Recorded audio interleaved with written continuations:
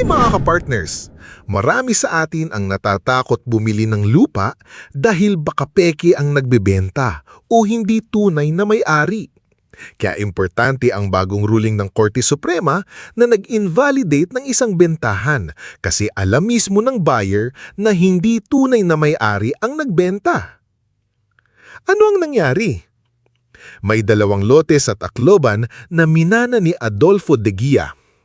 Nagkaproblema siya sa utang, kaya hiningi niya ang tulong ng kaibigan niyang si Bayani Cerilla para bayaran ang mortgage. Nailipat pansamantala ang titulo kay Cerilla, pero usapan nila na ibabalik din ito kay De Guia. Pagkatapos, nagkaroon pa sila ng kasunduan na bibili ni Cerilla ang lupa sa halagang 15 milyon. Pero may kondisyon. Dapat muna alisin ni De Guia ang mga informal settlers. Dahil hindi natupad yon, nangailangan ng pera si Cerilla at nanghilam kay Edward Chaco gamit ng lupa bilang collateral. Hindi nakabayad si Cerilla, kaya pinilit siya ni Chaco na pirmahan ng deed of sale pero may catch.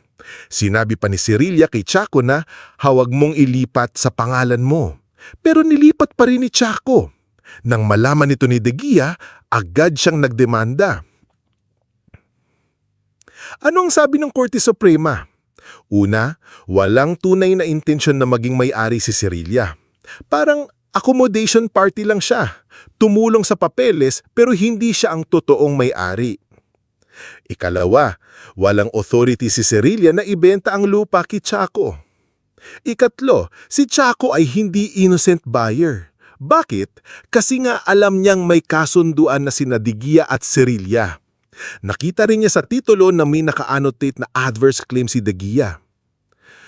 Kapag may galitong cloud on title o palatandaan ng problema, hindi ka na matatawag na innocent purchaser for value.